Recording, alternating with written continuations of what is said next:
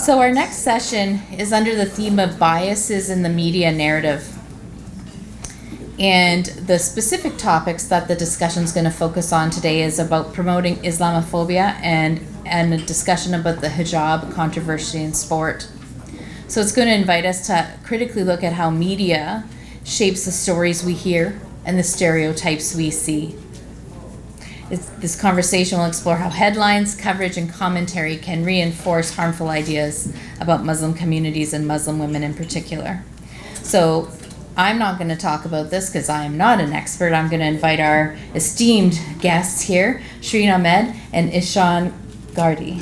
Yes? Ihsan. No, Ihsan. Sorry. Thank you for teaching me how to do that. It's always a challenge as you learn new people and new things. So welcome here. And you have slides that are up? Yeah, I think you're going first.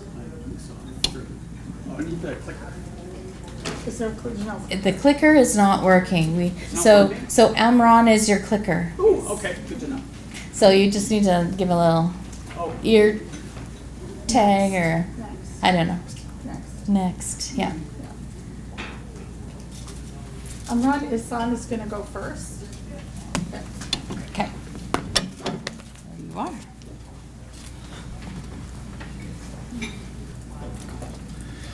Bismillah wa salatu wassalam ala rasulillah. Qala rabbi shrah li sadri wa yassir li amri wahlul 'uqdatam min lisani yafqahu qawli. Assalamu alaikum. Thank you very much for the very kind introduction. Before I begin, I also want to acknowledge that I'm honored to speak to you today from Treaty 1 territory, the traditional territory of the Anishinaabe, Cree, Oji Cree, Dakota, and Dene people in the homeland of the Métis Nation, and the responsibility that comes with that for us to be considering our roles as settlers and guests on this land and working alongside our Indigenous allies towards reconciliation. Secondly, I want to recognize that this is a huge topic. It could be the subject of one standalone conference alone. What I'm going to try and do today is trying to pull back the curtain a little bit on how bias in media narratives works, why it matters, and how you can start to flip the script. Before I do that, however, it's critically important to understand that the media is a powerful force that both mirrors and manufactures the sentiment in the public discourse. I'm going to say that again so it sinks in. The media is a powerful force that both mirrors and manufactures the sentiment about topics in the public discourse. Understanding this dual role is crucial to help you navigate the complex information landscape and critically evaluate the different narratives presented by media outlets. Next slide. So briefly, the agenda today, we're going to start off talking about where we are today, some common themes around Islamophobia. I'll spend the bulk of my time on the next part, what shapes the news story and the different factors shaping a news story. Then we'll imagine a future together, a little bit of an interactive part, and then I'll end on some practical tips on how to turn the tide with some power moves on how to beat bias. Next slide. So, common Islamophobia themes. Many of you are probably familiar with many of these, so I'm not going to go through all of them. I'll pick out a few. Muslims or Arabs as inherently violent or predisposed to terrorism when attacks are carried out by Muslims. Headlines often include the perpetrator's religion, like Muslim extremist or Islamic terrorist, but when attackers are white or non-Muslim, the coverage is usually downplayed in terms of their ideology, faith, group affiliation, and it's usually attributed to things like mental health issues. The person was a lone wolf. Unequal coverage of violence and hate crimes. So, for example, the Chapel Hill shootings in 2015, where 3 young Muslims were murdered in North Carolina by a white neighbor. The initial media reaction was very weak, and many outlets hesitated to call it a hate crime. Compare that with the attacks in Paris in 2015, which were immediately labeled with the attacker's religion and ideology. We've also got things like imbalanced expert voices. So on panels on terrorism and radicalization and so forth, they'll feature military analysts, politicians, security experts, but often exclude Muslim voices or scholars. And finally, the use of loaded language, things like Islamic threat or creeping Sharia or radical mosque, imply that Islam is inherently dangerous without applying the same type of scrutiny to other faiths. Next slide, please. We all know where this can lead. Starting with very simple level with things like microaggressions, moving up to harassment and discrimination in public settings, including in the workplace as well, and even at the far end of the edge, violence and even death. Next slide, please. So, 4 major elements that help to shape a news story are the features of the media ecosystem itself, different types of bias, the feature of the media ecosystem, and as well the challenges and opportunities that presents, different types of bias that exist, the Islamophobia industry, and finally pop culture. Next slide.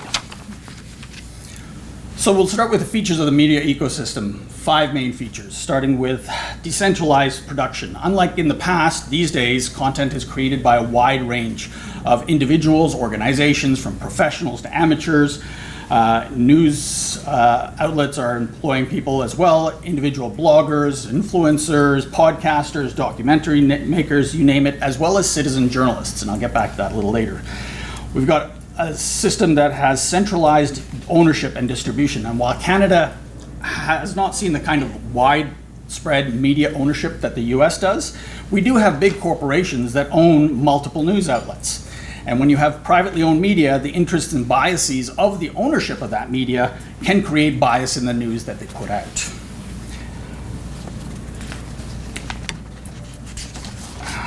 According to Human Rights Watch, for example, between October and November of 2023, it documented 1,050 takedowns and other suppression of Palestinian content on Instagram and Facebook that had been posted by Palestinians and their supporters about human rights abuses occurring in the occupied territories. Meta, the company that owns Instagram, unsurprisingly didn't return any requests for comment. The next feature of the system is algorithmic filtering. The visibility and reach of stories and news these days is driven by formulas or algorithms that prioritize the content you see based on user data and engagement metrics. How many people are liking it, how many people are resharing it, etc. And you can compare this with more traditional media where editorial judgment plays a bigger role. The third feature is fragmentation. We have such abundance of content and platforms these days, it leads to a fragmented media landscape, which makes it harder to follow a single narrative or source. And finally, we have blurring lines. There are traditional distinctions between content creators on the one hand and consumers on the other. Professionals and amateurs, news and entertainment are becoming increasingly blurred. All of this has an impact on our democracy. The media ecosystem and how it works, how it's currently configured, can influence public opinion, political discourse, and the very health of our democratic institutions, making it important to understand its dynamics, including the challenges and opportunities it presents. Next slide, please. So getting on to the challenges. In terms of the challenges, we'll start with misinformation and disinformation. What are they? Well, misinformation is false information that's not intended to cause harm. Disinformation is false information that is intended to manipulate, cause damage, and guide people, organizations, and even nations in the wrong direction. And the ease of content creation and distribution, coupled with the amplification that these algorithms create, also can lead to the rapid spread of false and misleading information. According to StatsCan, in 2023, over 2 in 5 Canadians thought it was becoming harder to distinguish between true and false information compared with 3 years prior. And this follows another finding in 2022 that almost 3/4 of Canadians reported having seen content that they suspected to be false or inaccurate in the past 12 months. When it comes to polarization, the algorithms or formulas that are used by social media platforms can create echo chambers. And some of you may have heard that term before, or filter bubbles that reinforce our existing beliefs by only showing us information or news that aligns with our existing worldviews, and potentially leading to even greater social division. Another challenge is declining trust. When combining misinformation and disinformation with algorithmic bias, it erodes the trust that we can have in our traditional news organizations and institutions. And all of this has an impact on news consumption. Next slide, please. As that expression goes, if you are what you eat, then consider that the media that you consume informs who you are and what you believe. Next slide, please. There are opportunities as well in terms of the media ecosystem. diverse voices. We have the decentralized nature of content creation these days allows for a wider range of perspectives and voices to be heard. I mentioned citizen journalism earlier on. We know now, before we only knew what legacy media told us. Now we have individuals being able to participate in creating news and disseminating it and holding power to account and contributing to the public discourse. At a time when journalists have been banned from entering Gaza, the genocide is still being broadcasted live by individuals on the ground. This has fueled a movement supporting Palestinian human rights globally. We also have new forms of storytelling that are emerging, with the digital environment fostering new and innovative ways of telling stories and engaging with audiences, and finally, increased accessibility. Content today is more accessible than it's ever been before, with mobile devices, online platforms, and other technologies breaking down barriers to information. In other words, everybody becomes their own gatekeeper these days. Next slide, please. This takes us on to the next feature influencing bias in media narratives, which is bias itself. I'm going to talk about four main types of bias. The first one being bias by selection or omission. When journalists cover news events, they select or omit information that they decide is most relevant. Another bias is through placement. Journalists also decide how to lead a story. In other words, which information they should highlight first and how they should present it. Similarly, producers and sometimes also decide what story leads the broadcast news. Editors decide which stories go on the front page of the newspaper or on the landing page of the website. And this, readers tend to assume are the most important stories of the day, even if that's not explicitly stated. We have bias by headline. With the increase of people getting their news from social media, the headlines have taken on an even greater role. Headlines suggest whether news is good or bad, exciting or scary, or what the story might not be able to do in such a succinct way. And we'll dig into headlines a little more later on. We have bias by word choice and tone. Subtle use of language can influence how readers interpret the news. And finally, bias by image. Photo editors can pick an image to go with a story. They can choose one that makes a person look dignified or angry, which influences how people read that story. For example, in some stories about US President Donald Trump facing in his impeachment inquiry, some ran photos of him yelling and with his mouth wide open, and others ran stories with him with pictures where he looked quite stoic. And one implies that he was, angry and had little self-control, and the other one implies that he was calm about the whole thing. And privilege as well. Privilege can also lead and contribute to unconscious bias. That means that the person holds beliefs or ideas about another group, but might only see those beliefs as facts. Nobody is without bias, folks. The challenge is for each of us to recognize it. Next slide, please. The next factor that influences bias in media narratives is the Islamophobia industry.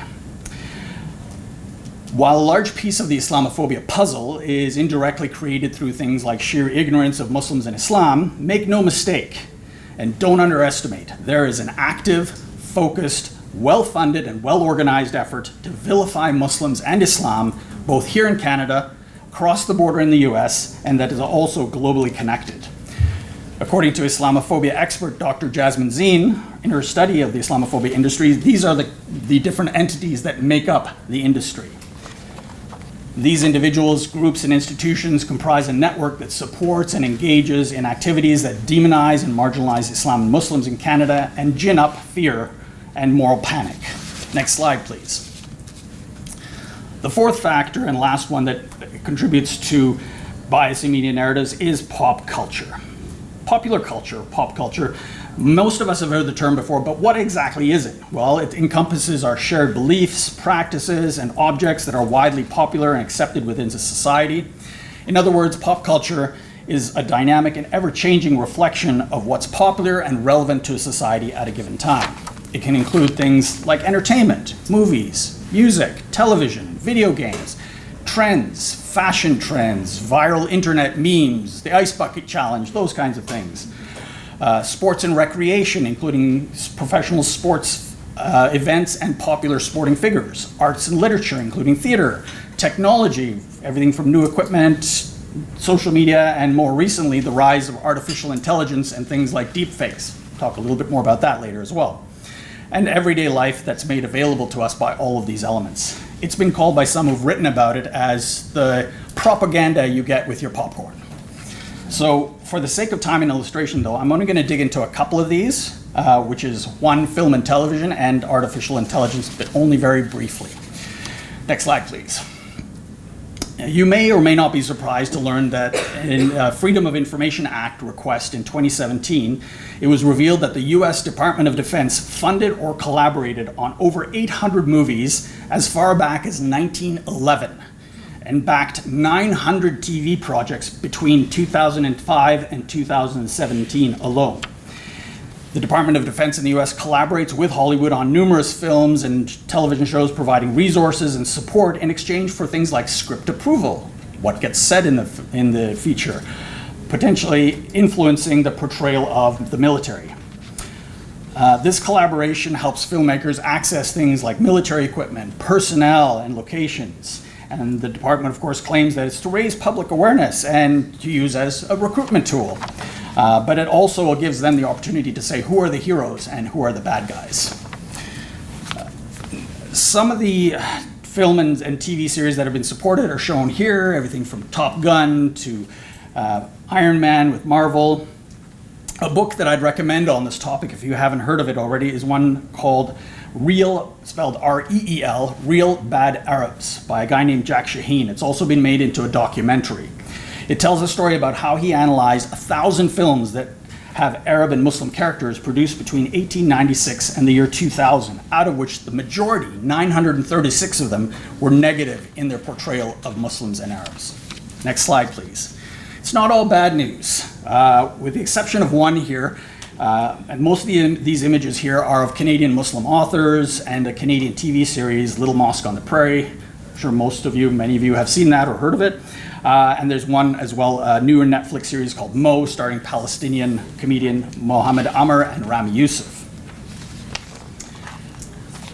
As somebody who worked in the field of battling Islamophobia for over 13 years, I would respectfully argue that when it comes to the TV show like Little Mosque on the Prairie, it did more to move the needle on Islamophobia and people's overall perceptions of Muslims and Islam than hundreds of our press releases, panel discussions, conferences, workshops that we either delivered or we participated in. Why? Because it helped to humanize Muslims, to show them as everyday Canadians who had similar fears, hopes, concerns, quirks, and by also showing that we could laugh at ourselves.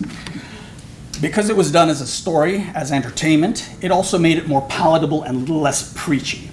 But it still hit home with that message of inclusion and diversity as strength. And while it finished its run 13 years ago, it doesn't have to be the only story or series about Canadian Muslims. Next slide, please.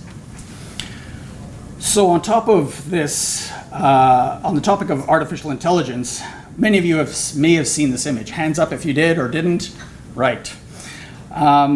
This was an AI image that went viral and was shared with more than 47 million times across social media platforms, including by celebrities. And while it was meant to shed light on what Palestinians are facing in Gaza, following a deadly airstrike in the Rafah camp, tent camp that killed dozens of people, it prompted criticism from all sides, including those that are pro-Palestinian. Critics said that it's an example of slacktivism, an easy way to share a post offering vague support that shows a kind of sanitized version of what's happening, while actual Palestinian narratives are often suppressed or discredited. At the end of the day, artificial intelligence has tremendous potential and power, but the question is, who holds it, right? It isn't necessarily in and of itself good or bad, but it's a tool. You have instincts, use your tech skills to amplify truth, not to obscure it. AI is evolving and growing, and so should we as a community. And this is a conversation we need to keep having. If you're interested in the Q&A section, I can give you another example that I think might surprise you. Next slide, please. So I want to circle back to the importance of framing headlines and how they're framed. And why is it so important, and why is it so important to get it right? It's simple. Sometimes headlines are the only things that people read. In the last 2 years of the genocide in Gaza, there have been so many headlines that have been so wrong. And that's because people don't have time. Articles can be hidden behind paywalls, so they don't have the ability to read the whole article. And it's also a lot easier to read a headline than it is to read an 800-word article. Next slide, please. So let's take a look at some actual news headlines and how they were originally written and how they've been corrected by an activist, historian, author, and professor, Dr. Asal Rad. Dr. Rad regularly corrects misleading headlines and has noted that the language of much of the US media, and the New York Times in particular, is misleading by design. Language matters, folks, and the words that news outlets use or don't use, especially in headlines, shape how people understand events. It's the media's job to inform the public about crimes against humanity and not to cover them up. Next slide, please. So let's compare and contrast that with the Ukraine-Russia conflict and the coverage there. Here we see, notice any difference? The attacker is deliberately named. What they did is named. They killed people, right? So it's a stark difference. Next slide, please. Canadian media are sometimes not any better. Here's an actual headline from a few days ago from CBC, and it's not terrible, but it could have been better. I want you to notice how the people whose lives were taken are noted in a very passive voice as becoming 85 fatalities, instead of saying killing 85 people in an active way. Before I wrap up here on this part, on the issue of Israel, I also just want to emphasize to the audience and to folks here that to remember that, it's not to equate Zionism with Judaism. The landscape is changing, and there is a growing number of people who are supporting Palestinian human rights, including folks from the Jewish community. Next slide, please. Perfect. This is Dr. Asal Rad. Her handle is Asal Rad, at Asal Rad. So I had the pleasure of interviewing her about a week ago, and she gave me some tips that I can share with you in the Q&A, but I'll hold those for the Q&A in the interest of time and the fact that I've got quite a few slides. But a couple of them, they're almost done. We're almost at the end. But a couple of them are to, follow independent media sources like Zeteo, Dropsite, The Intercept, Mondoweiss, Democracy Now! Question your sources.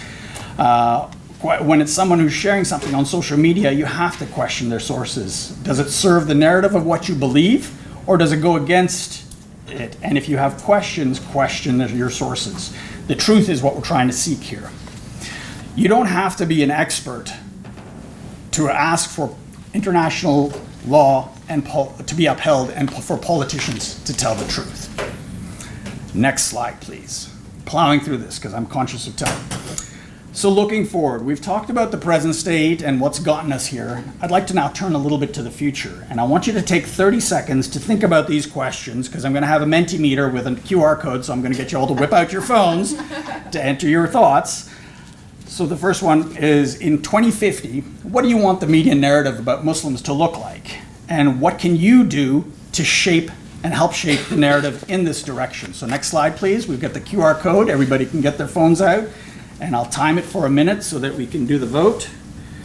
Let me get my timer up while you are all taking photos, and I will take that into consideration while I'm doing that. There we go. And this is where I hum the Jeopardy theme.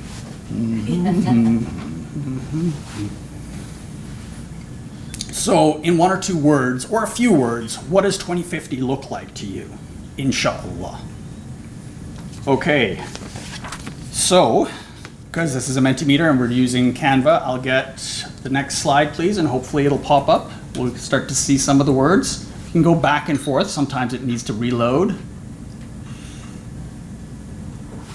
And somebody's trying to call me now. Don't know why. Flip back again. It should load. Inshallah. Oh, okay. Wouldn't be a conference if there weren't tech issues. So this would have shown some of your common thoughts, and I will try and pull those and share those afterwards with the conference organizers.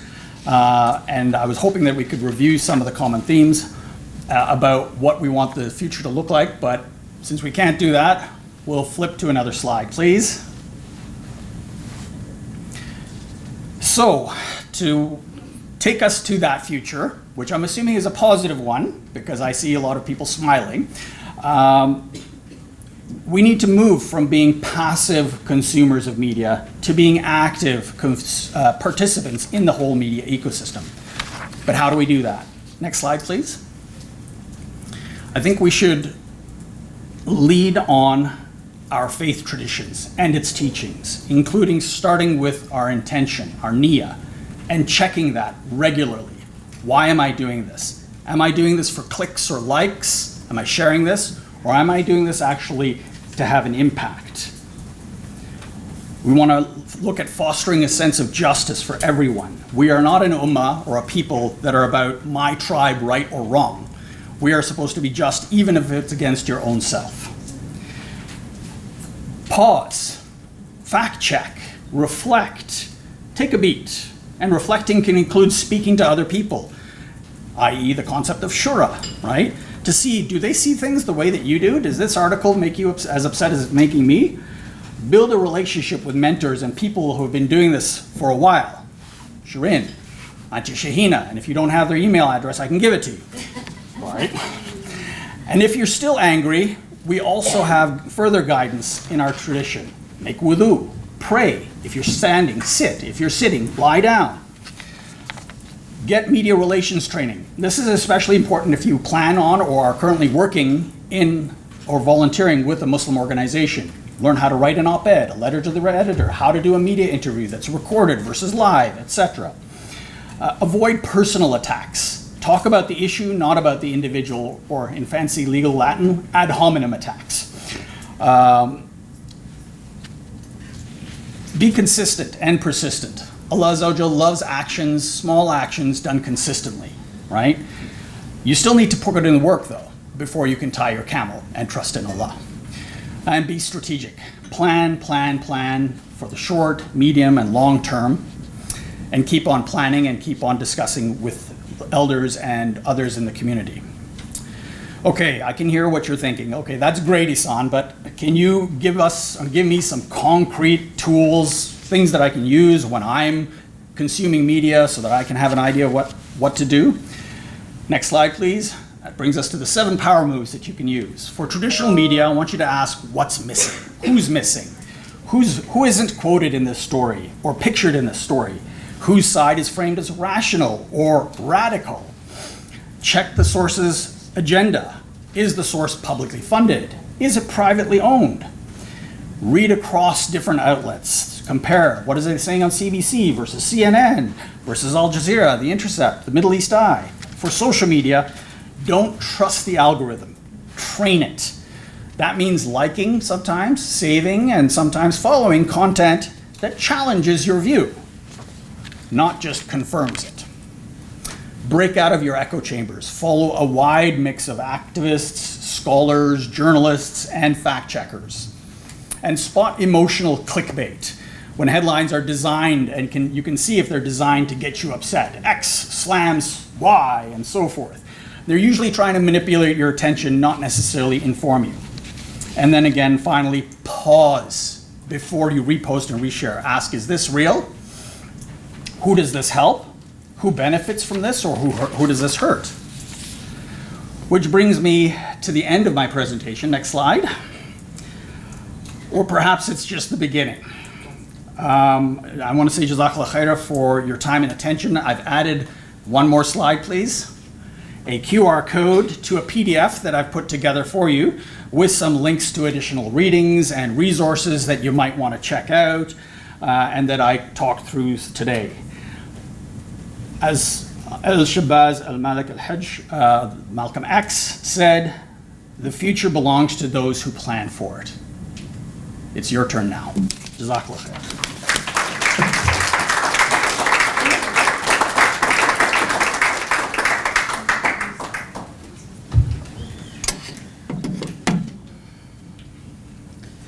Good. Assalamu alaikum, everyone. Bismillahirrahmanirrahim. So that was amazing. I've been in the media. My name's Shireen Ahmed. Most of you will call me auntie, so that's fine, and I expect that. I wasn't here when we introduced ourselves, so I'm actually a Haligonian, meaning I'm from Halifax, implant to Toronto, but I've spent more of my time in Toronto than I have in Halifax. I'm here because I'm going to scaffold off what Brother Ihsan said and what he did and explained to you. And his presentation was formidable. And there's some things I wanted to talk about and jump off that while I get into a very specific case. I'm a professor of journalism at TMU, but I'm also a practicing journalist with CBC Sports. I'm one of the only, I have a mentee named Mariam Kourabi who's amazing. So please check out and follow her work. More on that later. But I'm one of the only Muslim women in mainstream media who are public facing. So along with that comes a lot of things that I'll talk to you about my experience, and we do inshallah intend to have a pretty robust Q&A, so we would like to foster that kind of discussion. One thing, the first thing I'm going to say is Jazakallah khair to our elders, our brothers and sisters who gave us the intentionality of talking about land acknowledgements. There's a lot of push away from doing that, and what I do in journalism is to literally think about my practice, what am I doing here, and start with intention. And when you start with the land acknowledgement of where you are, that we are settlers here, it brings you to a point to understand and recheck your intention, which is something that Brother Ihsan said, that's something that's really important as Muslims day to day. What are you doing here? What are you trying to accomplish? Are you trying to please Allah subhanahu wa ta'ala, or are you just trying to get followers and chase that bag? So, okay, don't get me wrong, there's nothing wrong with getting money because we live in a capitalist system. That could be another presentation. The reality is that what is your intention? And that's what I teach my students and I talk to people in this field about. Secondly, attribution. My presentation will be available, inshallah, from ISSA. His presentation is available. All the presentations, including Sister Zilla and Leela's. Okay? Make sure if you use their information, you attribute them. Make sure, because if you don't, it's theft. It's intellectual theft. So I implore you, when you take anyone else's ideas, I see this all the time on Instagram, and it makes me absolutely go bananas. When you take someone else's work, credit them. Be it a photograph, be it a video, because then you're stealing from videographers and photojournalists. Take their words, take words of academics, take words of your elders. Credit them, because it gives you merit in what you're doing.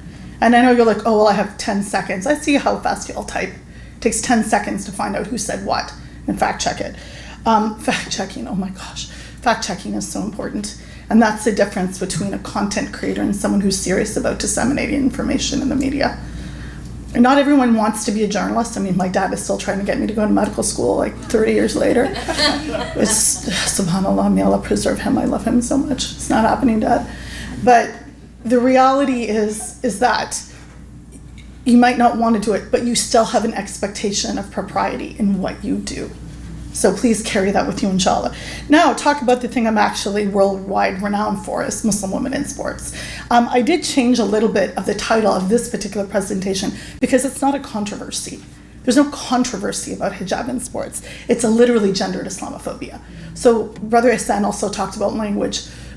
Language. Chat, please. Language. Super important. Semantics are everything. They're not, oh, it's just semantics. Yes, because they're words. Words are important. And what's the first word that was given down to us in Islam? Yeah, literally, read. Don't scroll, read. Reading the Quran is part of our practice. Scrolling the Quran is, no. You don't scroll it, you read it with intention. You read it. You understand it. So please, please read. My kids are like, Mama, we're not reading anything more than an Instagram caption. Okay, I'm going to call them my children because I can, they're my children. But the reality is, please, please don't ever stop reading. I write articles that are 800 words. It'll take 6 or 7 minutes of your time. And not just mine, but of other journalists. And next slide, please. I digress so much, I'm already digressing. And I forgot to press start on my timer. Alhamdulillah. Okay, so let's get going. The agenda of what I'm going to talk about, the history of hijab bans. It's actually really not that long. Why? Media, the result. Fighting continues, and what can you do? We are both walking away with action items from this particular presentation. There'll be a lot of action items in general, but something you can actually do and implement, inshallah. Next. So hijab bans have been formally implemented by governing bodies in sport for almost 20 years. Some international organizations like FINA or I can't even read what that says. The United Wrestling Federation, and all of France. I have a massive beef with France. all of France. And this particular type of oppression can be classified in gendered Islamophobia because it's exactly what it is. It's a mix of sexism, misogyny, racism, and xenophobia, and misogynoir. Where Muslim women are very specifically the targets of those policies, racist and misogynistic policies. So how many of you know who this is? You get points if you know. Oh, this is awesome. Okay, Shadi, you don't count. Of course you know who that is. This is Bilqis Abdul Qadir, who is, to this day, the highest scoring basketball player in Massachusetts high school history. Okay, to this day, she still has that record. She was not allowed to go to the WNBA, although she was invited in a combine because of the fact that she chose to wear hijab. Now, I'm using my words carefully. Choose to wear hijab. And I say that when I tell stories about this because that actually does matter. There's a conflation with Muslim women that, and I'm old, but when I was in university, at the University of Toronto, studying what is now called gender studies, but was women's studies back then, I decided to wear hijab in my third year.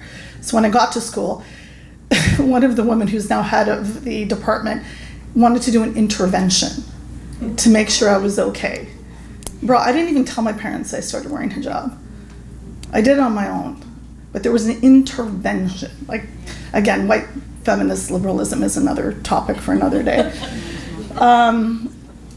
Bilqis wasn't allowed to compete. So I have a small clip of a movie that was made about her journey fighting to allow hijab. It's available on YouTube. It was on Amazon Prime, I think, but we're not doing Prime, so it's on YouTube. So Amran, if you could load that up for our friends. Someone want to hit the lights? Just for the movie experience. There it is. We just have to. And Jazakallah khair to Amran for doing all the tech stuff. No pressure. There we go.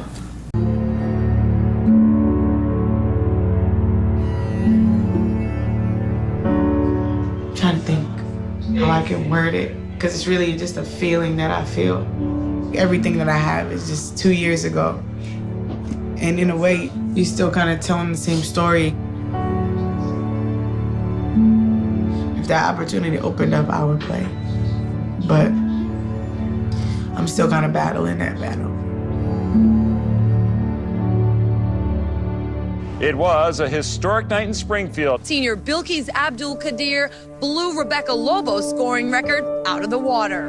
I mean, anything is possible. Never give up, practice, your dreams come true, basically. I literally graduated, went home, gathered all my bags, and went to the airport. So that's how fast things were going. Where's Bilqis? Right here. Stand up, Bilqis, just so that I want everybody to know. She's got heels on. She's 5'5". She's an athlete on her way to Memphis. Bilqis is an inspiration not simply to Muslim girls, she's an inspiration to all of us. Bilqis Abdul Qadir has been invited to the Pro-Am Combines. These events give the top college seniors in the country a chance to be evaluated by foreign coaches. I wasn't ready for what was about to happen, you know, like I was just trying to play. For the first time in her playing career, Bilqis Abdul Qadir has hit a roadblock. Basketball's governing body, FIBA, has ruled that bans players from wearing equipment that may cause injury to others, including headwear, hair accessories, and jewelry. In the wake of terrorist attacks in Paris and San Bernardino, for these historic figures, just as for the other 5 million plus Muslims in the United States, this has been an especially visible month, when their faith and world events have echoed across American society, making this question a complex one to answer. What is it like to be a Muslim athlete in the United States today? It's hard being a young Muslim woman in America. It takes strength to walk outside and look different than everybody else. I pray that it gets better, but I think, you know, there's so many mindsets that would have to be changed. People kind of look at you different when they see Muslim women. They have this stereotype that they're quiet, that they're submissive, that they're not supposed to do these certain things.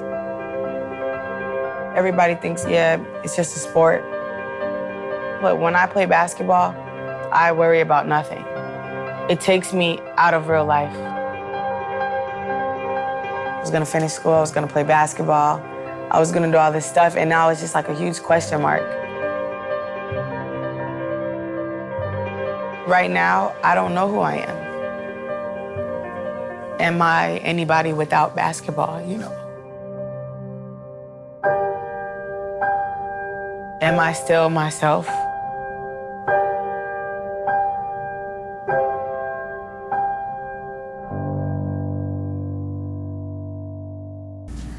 Thank you. It gets me emotional every time.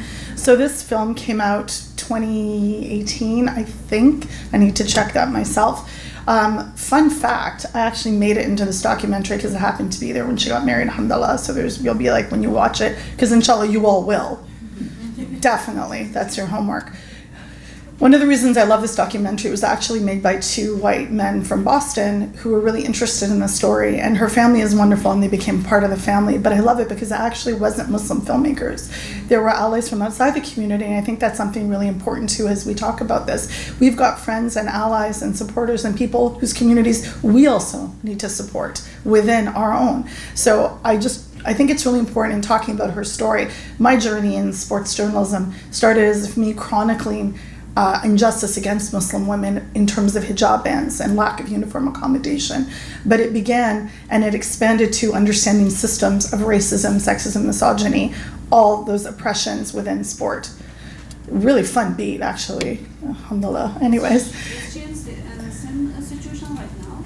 Sorry? Okay, so moving forward to this, and just, this isn't a spoiler because I actually wrote about it.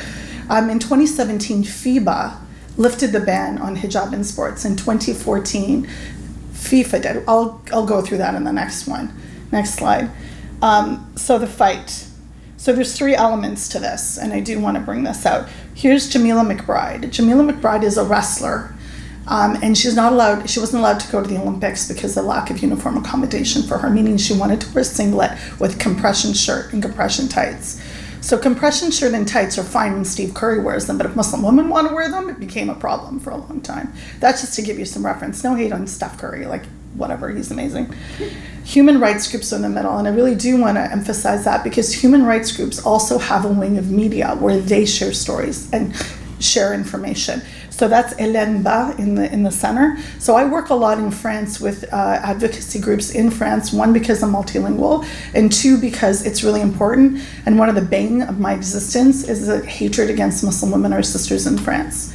So, and that comes and manifests through every level of society, including sport. So Hélène Ba is part of a group called Basket pour toutes, and it means basketball for all. So they're literally being criminalized for wearing hijab while playing any level of sport.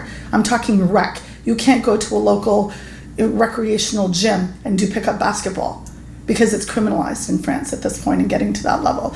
Absolutely don't have opportunities to play semi-professionally or professionally. If you're a Muslim woman who wants to wear hijab and play professionally, you move. And I'll give you an example of that later. Lastly is media. I put myself up there, and it's not to be self-serving because we're often taught, not just as Muslim women, but as women, to be humble. No, I'm going to stand in the fact that I was the first journalist in the entire continent to write about this because now I'm embarrassed because nobody would take this story. People don't care about black and brown women, particularly those with issues of wanting to participate in wider society. They complain that our communities aren't involved. Someone literally, I remember this at the 2016 Rio Olympics, one of the commentators made a remark, there's so few women from these countries. Bro, if you didn't have hijab bans, then maybe we would. So I've been shouting about this for a very long time, practicing journalism for a very long time, about this specific thing, because there's very few of us in the spaces to share those narratives. And that's part of the problem. My dad was like, been in media. He's like, don't get into media. What did I do? I went into media. Exactly. Not taking advice from my dad is also part of a personal practice. Alhamdulillah, may Allah preserve him and his patience. Oh, he's very patient. But at the same time, I think it's important to say that if you see Muslims in media, you see their stories. We're like unicorns. Yes, we have a WhatsApp chat group. Actually, we have a Signal group. Get on Signal, people. Next. So understanding the controversy I was saying controversy, and my children were making fun of me, but that's okay. Why the fuss about Muslim women? Is it actually dangerous? I've seen players in the World Cup, though. Don't Muslim countries make women wear hijab? These are some of the basic questions. So the first hijab ban was actually brought forth by FIFA formally in 2011 after Iran wanted to participate in the Olympic qualifiers for the London Olympics. So in 2007, how many of you were not born in 2007? I think most of you were born. 2007, Asma Mansour was a young soccer player from Ottawa who was playing in Quebec. The ref wouldn't let her play. That case went to Canada Soccer, who had no idea what to do with it. So it went to FIFA. FIFA came back and panicked and said, religious, we can't have religion. Yeah, but what about all those players with tattoos everywhere? Okay, no, forget the religion, it's dangerous. Yeah, there we go, it's dangerous. It's literally how this happened. How many of you think anybody on the governing body of the executive committee of FIFA spoke to a Muslim woman about this? How many Muslim women do you think are the governing body of FIFA? Is probably a better question. Yes, so next question. Don't Muslim countries make their women wear hijab? Actually, surprisingly, no. There's 2 countries that demand that women wear hijab when they're representing at international levels. Those countries are Iran and they're Qatar. And Bahrain was for a while and not anymore. You're like, wait a minute, what about Egypt? Nope. Morocco? Nope. Saudi doesn't even anymore. And even in their domestic women's league, they don't demand that women wear hijab. And that's actually fine with me. I think that women should have the right to wear hijab. I will defend the right for niqab and hijab in sport. Yes, even niqab. I know a niqabi runner.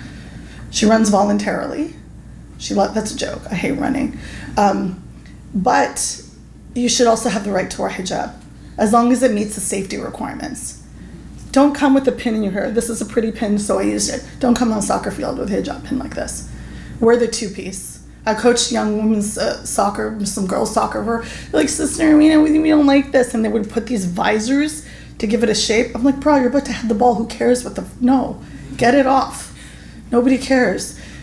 So I do believe that safety is important. Long braids and jewelry have caused more accidents. And I tell you this because I challenged the FIFA ruling. And I spent 10 years looking with different federations, writing letters, because this was not everybody had the internet back then. Like I told you, I was old. Wrote letters. There is no case on record of a woman, a soccer player, an athlete getting hurt by a hijab. Nowhere, because if there was, it would be blasted everywhere. There's not. There is for braids, for hair, for jewelry, nose rings, earrings, rings. Yes, all of that. Knee braces even. So I think we need to keep that in mind, and we need the data, which is why this is important. Okay, keep going, please. Hijab bans. Barring women from sports, then from society, basic practices, healthy lifestyle, access to recreation, opportunities, and inclusion. This is all what happens. Like I said, from a grassroots to a professional level, you wipe out sports for women, this is what happens. The people making the decisions, mostly men in boardrooms who have never spoken to Muslim women, and so-called feminists who won't think the term or the fact of hijab is oppressive. Oh my God. This is one of the things in France. You have women advocating and defending Muslim women that they don't actually speak to, saying hijab is oppressive.